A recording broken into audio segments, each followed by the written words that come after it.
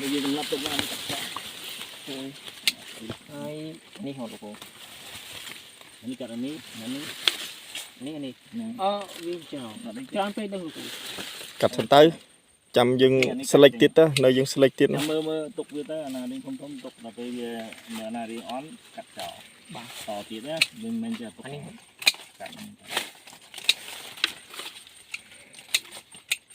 របៀបតែងយកផ្លែ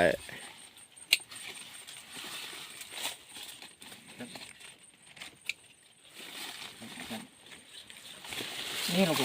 vậy ní ចោលទៅហ្នឹង à vậy nhá កាត់ចោលទៅ cho nó không phải cái sợi វាអត់សូវល្អផ្លែវា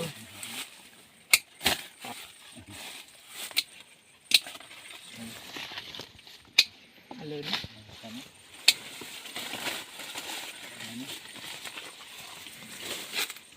cái này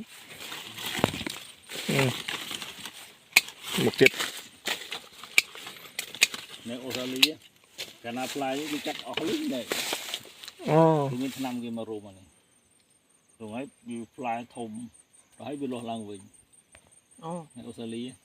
អានេះកាត់ចោលអស់នៅសល់តែដើមទេ ơi ô tròn phết bên của anh đi chứ កាត់ចុងកាត់ចុងនោះកាត់អាទុយនឹងកាត់នៅណា ní hả ហើយនៅអាកាទុយចេញទុកអានេះទុកកាសាស្គូមើលអាណាវារៀងជាប់កាត់ចោល